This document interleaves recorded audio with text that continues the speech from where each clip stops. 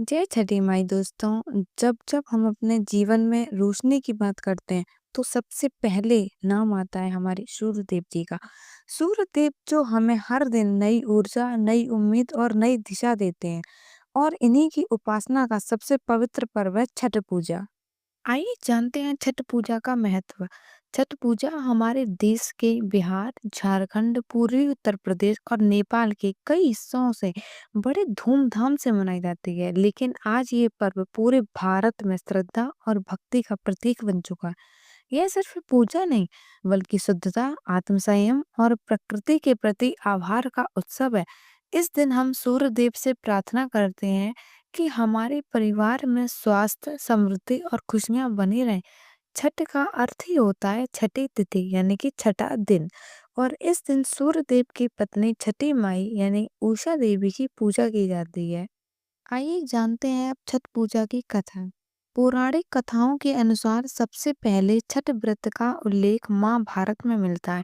कहा जाता है कि जब पांडव अपना राजपाट खो चुके थे, तब द्रौपदी ने छठी माई का व्रत रखा था। इससे उनके जीवन में सुख, शांति और समृद्धि लौटी थी।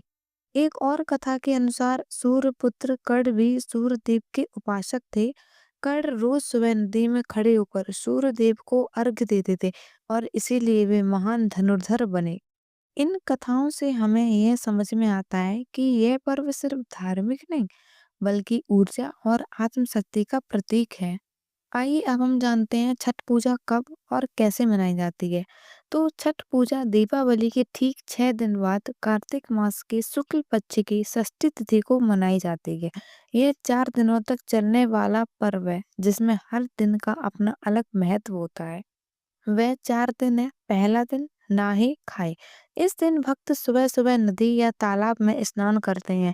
इसके बाद घर की पूरी सफाई की जाती है और शुद्ध भोजन बनाया जाता है। आमतौर पर लौकी, चने की दाल और चावल बनते हैं। यही प्रसाद माना जाता है और इसी से पूजा की शुरुआत होती है। दूसरा दिन, खरना। इस दिन व्रती यानी जो व्रत रहते हैं, पूजा करने वाले पूरे दिन निर्जला उपवास रखते हैं। मतलब ना जल पीते हैं और ना ही भोजन करते हैं।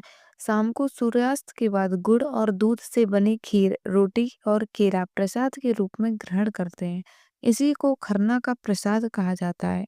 इसके बाद व्रती अगले 36 घंटे तक बिना जल और अन्न के व्रत रखती हैं, जो श्रद्धा और आत्म संयम का अद्भुत उदाहरण है। तीसरा दिन, संध्या अर्घ। तीसरे दिन शाम के समय सभी भक्त घाट पर एकत्र होते हैं। नदी, तालाब या कृत्रिम घाट पर महिलाएं जल में खड़ी होकर सूर्यास्त के वक्त सूर्य देव को पहला अर्घ देती हैं। इस समय पूरा वातावरण भक्ति से भर जाता है।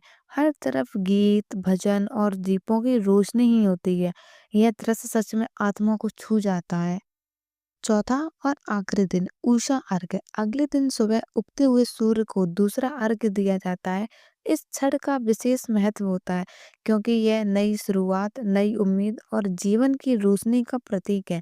अर्घ देने के बाद व्रती पूजा संपन्न करती हैं और फल फूल से पारण करती हैं। अब हम जानेंगे पूजा सामग्री और विधि। छठ पूजा में सबसे पहले घर की शुद्धता और पवित्रता का ध्यान रखा जाता है।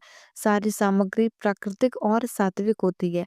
मुख्य सामग्री में होती है बांस की टोकरी, ठेकुआ, गेहूं के आटे, गुड़ और घी से बना प्रसाद, केला, नारियल, गन्ना, सिंगाड़ा, चावल, गुड़, नींबू आदि फल, दीपक, जल और दूध।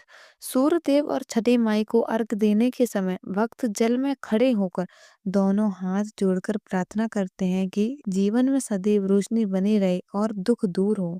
आखिर क्यों मनाते हैं छठ पूजा? क्या है छठ पूजा का संदेश? आइए जानते हैं। छठ पूजा हमें सिखाती है संयम, सादगी और प्रकृति के प्रति सम्मान। इसमें दिखावा नहीं, केवल भक्ति और आत्मविश्वास होता है। आज जब जीवन में भाग दौड़ बढ़ गई है, तो ऐसे त्योहार हमें याद दिलाते हैं कि सच्ची खुशी सादगी में और अपनेपन में ही छिपी है। तभी तो सभी लोग मिलकर एक साथ सूर्य देव को अर्घ देते हैं, वो खुशी ही अलग होती है। दोस्तों, छठ पूजा सिर्फ एक पर्व नहीं, यह एक भावना है। माँ और परिवार के लिए समर्पण की, प्रकृति और सूर्य के प्रति आभार की। आप सभी को मेरी तरफ से और हमारे चैनल की तरफ से छठ पूजा की हार्दिक शुभकामनाएँ। आपको जीवन में सूर्यदेव की रोशनी सदा बनी रहे। जय छठी माई की। अगर ये वीडियो अच्छा लगा हो तो लाइक करें, शेयर करें और चैनल को सब्सक्राइब करें। धन्यवाद।